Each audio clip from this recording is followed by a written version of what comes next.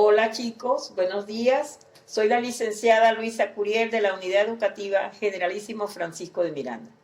Aquí le traigo un video para el objetivo número 4 de su química de tercer año. En los videos anteriores hemos hablado de los materiales, sus propiedades, tanto no características como características. En este video les hablaré de todo lo referente a las combinaciones homogéneas y heterogéneas de sustancias, a las que denominaremos mezclas. Las mezclas son las combinaciones o es la combinación de dos o más sustancias puras. Ellas poseen ciertas características, presentan propiedades y características diferentes a las de sus componentes por separado. Las propiedades de las mezclas dependen de la proporción en que se encuentren las sustancias que las forman. Las sustancias que se combinan físicamente en una mezcla lo hacen sin alterar su naturaleza e identidad, y de esta manera se pueden recuperar con los procedimientos adecuados. Aquí observamos a los componentes de una solución o de una mezcla. Debemos recordar que las mezclas pueden ser homogéneas o heterogéneas. Entre las mezclas homogéneas tenemos a la solución. Es por eso que aquí le traje esta ilustración en donde tenemos a los componentes de una solución o disolución, que tenemos al soluto con sus partículas de soluto, al solvente o disolvente con sus partículas de disolvente y a las partículas de la disolución o solución. Tipos de mezcla. De acuerdo a la capacidad de diferenciar sus componentes, pueden ser mezclas homogéneas y mezclas heterogéneas.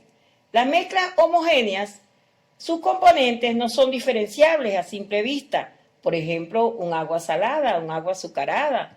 En las mezclas heterogéneas, los componentes se distinguen a simple vista. Mezclas homogéneas son las soluciones y los coloides.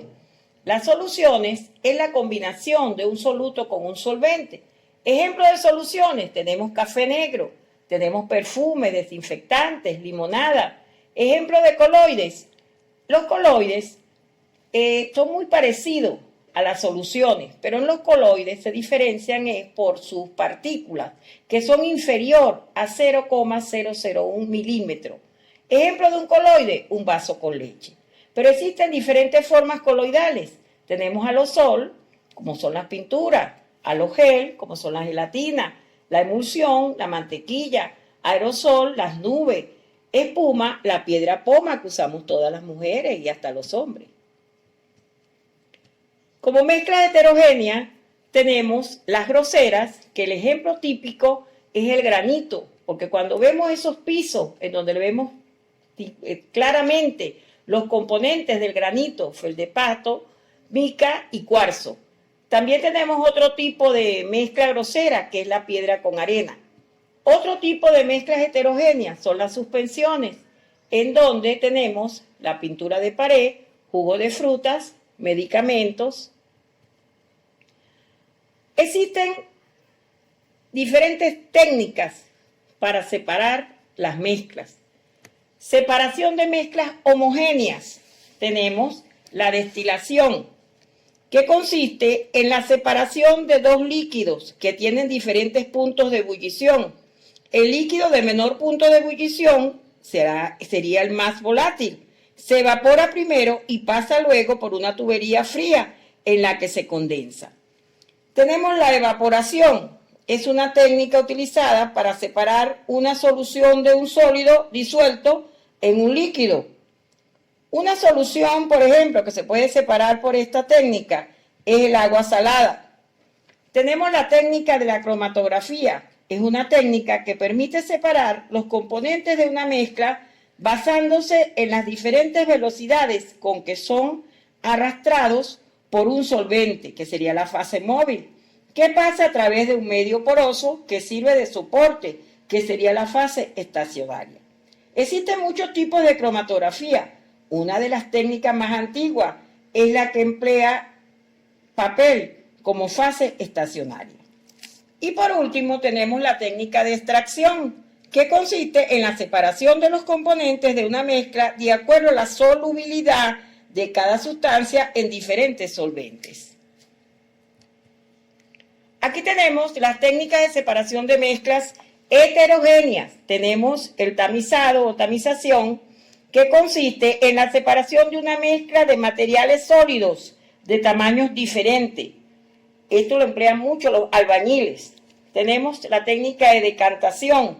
Consiste en separar dos líquidos inmiscibles o una mezcla de sólido insoluble con un líquido. El material más denso o pesado se precipita al fondo del envase, mientras que el más liviano permanece en la superficie.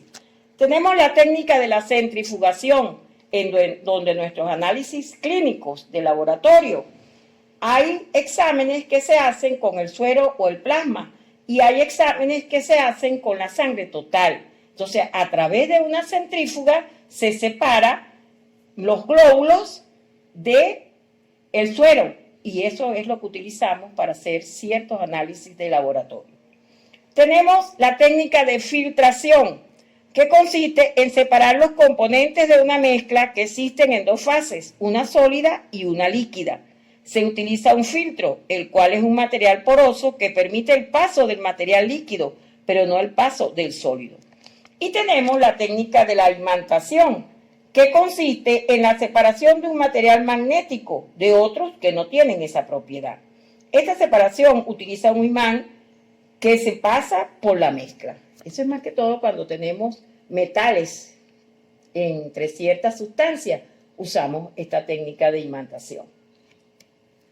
Aquí tenemos un dato curioso.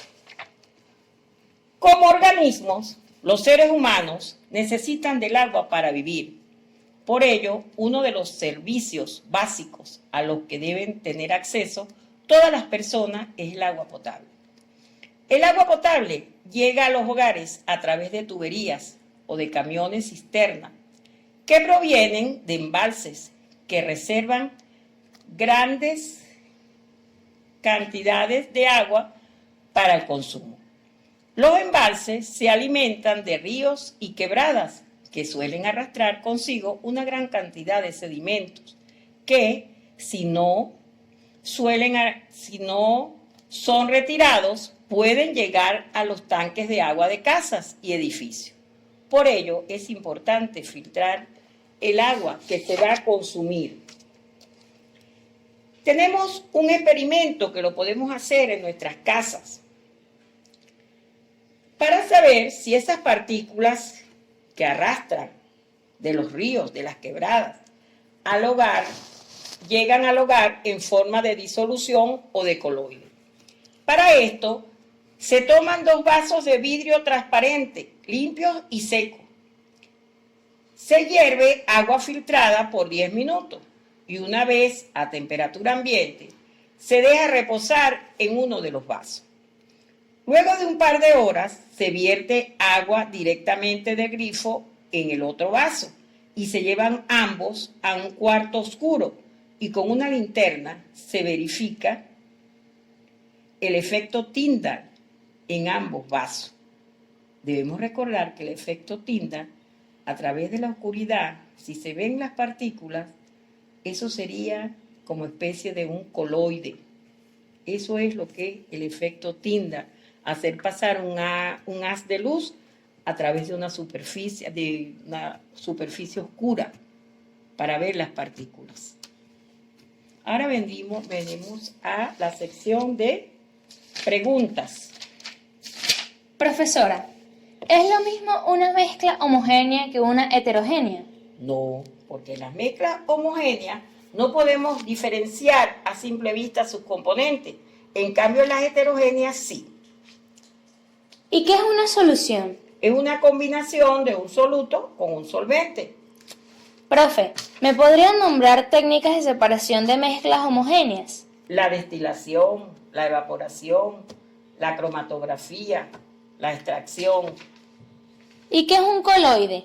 Un coloide es muy parecido a una solución, pero las partículas en los coloides es inferior a 0,001 milímetros. Finalmente, profe, ¿qué es una mezcla? Una mezcla es la combinación de dos o más sustancias en donde cada una de ellas conserva su naturaleza e identidad y se pueden separar por métodos adecuados. Bueno, con todo esto espero haberles aclarado todo lo referente a mezclas y para con la serie de interrogantes haberle facilitado la realización de su actividad. Que tengan un feliz día.